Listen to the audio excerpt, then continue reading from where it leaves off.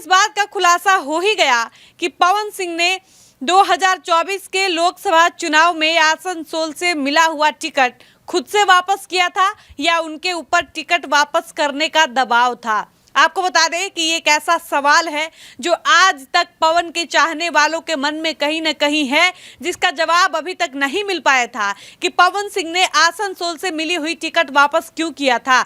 लेकिन इस बात का जवाब खुद पावर स्टार पवन सिंह ने शुभांकर मिश्रा से बातचीत के दौरान दिया है और पवन ने पहली बार खुलकर बेबाक होकर बताया है कि आखिर पवन सिंह ने आसनसोल से मिली हुई टिकट को किस मजबूरी में वापस किया था। तो इसकी कहानी शुरू होती है साल 2019 से। पवन सिंह बताते हैं कि 2019 में हम दिल्ली में गए हुए थे एक शो में और वहां पहुंचने के बाद हमको अचानक से फोन आता है कि पार्टी कार्यालय बुलाया जा रहा है। उसके बाद हम चूंकि होली के गाने के लिए हम गए हुए थे, मेरे ऊपर बहुत ज्यादा रंग पड़ा हुआ था। हम कहते भी हैं कि मेरे ऊपर 1 किलो 2 किलो रंग चढ़ा हुआ है, अभी आना उचित नहीं होगा। तो हमको कहा जाता है कि अरे आइए, आप तो कलाकार हैं, कलाकारों के साथ तो ये सब होता रहता है। उसके बाद हम पार्टी कार्यालय जाते हैं, वहाँ हमसे कहा जाता है कि आप इस बार के लोकसभा चुनाव में हावड़ा से चुनाव लड़ लीजिए। ये सुनकर मैं बहुत खुश भी होता हूँ क्योंकि मेरे पिताजी वहाँ नौकरी करते थे, मेरी पैदाइश वहाँ की थी। ये सुनने के बाद मुझे एक उम्मीद जगी थी कि मैं इस बार लोकसभा चुनाव में अपनी किस्मत आजमा सकता हूँ। फिर मैं पटना आ जाता हूँ, पटना आने के बाद मैं अपने एक मित्र के यहाँ रुकता हूँ और मैं टीवी पर अपनी नाम सुनने के लिए इंतजार में था कि मेरा नाम अनाउंस होगा। अगर मेरा नाम अनाउंस हो जाएगा तो फिर मैं आरा जाऊंगा, अपनी माताजी का आशीर्वाद लेंगे और फिर हावड़ा निकल जाऊंगा। पवन बताते हैं कि हम टीवी पर इंतजार करते रह जाते हैं। 2 नाम एक साथ चल रहे थे, एक नाम मेरा था, एक किसी और का था, लेकिन फाइनली जब नाम डिसाइड होता है तो वो मेरा नाम नहीं होता है, किसी और का होता है। पवन बताते हैं कि उसके बाद मुझे निराशा होती है, लेकिन मैं बहुत ज्यादा परेशान हताश नहीं होता हूँ क्योंकि तब तक मैं चुनाव लड़ने को लेकर बहुत ज्यादा सीरियस नहीं था। फिर धीरे धीरे समय बीतता गया, मेरे चाहने वाले खुद चाहने लगे कि मैं एक सांसद के रूप में उनके सामने रहूं। मेरे तमाम फैंस जो थे, जो मेरे डाई हार्ट फैंस थे, उनका मन था कि पवन सिंह सांसदी का चुनाव 2024 में लड़े। और एक बार फिर मुझे पार्टी कार्यालय की तरफ से ये ऑफर दिया गया और कहा गया कि पवन जी आप आसनसोल से चुनाव लड़ लीजिए।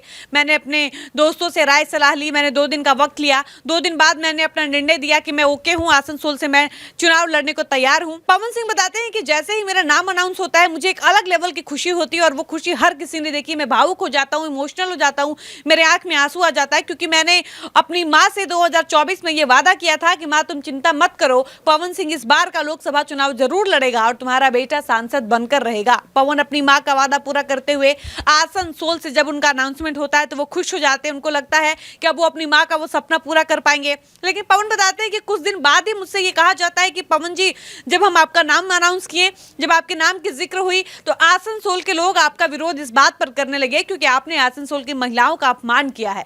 आपने अपने गानों में आसनसोल की महिलाओं की अस्मिता को तार तार किया है, आपके गाने बाधक बन रहे हैं। ऐसा करिए कि आप टिकट वापस कर दीजिए। उसके बाद जब शुभांकर मिश्रा पवन सिंह से पूछते हैं कि क्या पवन सिंह आसनसोल से चुनाव लड़ना नहीं चाहते थे, तब पवन सिंह ने कहा कि अगर पवन सिंह को आसनसोल से चुनाव नहीं लड़ना होता तो पवन सिंह को जब ऑफर आया था आसनसोल की तरफ से तो पवन ने हाँ क्यों कहा था। इट मीन्स कि पवन सिंह के ऊपर पार्टी की तरफ से इस बात का दबाव था कि आप टिकट वापस कर दीजिए क्योंकि आपके गानों की वजह से आपका आसनसोल में बहुत ज्यादा विरोध हो रहा है और पार्टी के ऊपर इस बात का दबाव था। पवन सिंह ने कहा कि हम कोई चीज जबरदस्ती नहीं लेना चाहते हैं, मैं हमेशा वो व्यक्ति बनकर रहना चाहता हूं जिसको कोई चीज प्यार से मिले तो वो ले ले। पवन कहते हैं कि मैंने इस टिकट का त्याग कर दिया और मैंने ट्वीट कर दिया कि मैं आसनसोल से किसी कारणवश चुनाव नहीं लड़ पाऊंगा। उसके बाद जब पवन सिंह से पूछा गया कि क्या पवन सिंह दोबारा नजर आएंगे काराकाट में, पवन सिंह ने कहा बिल्कुल।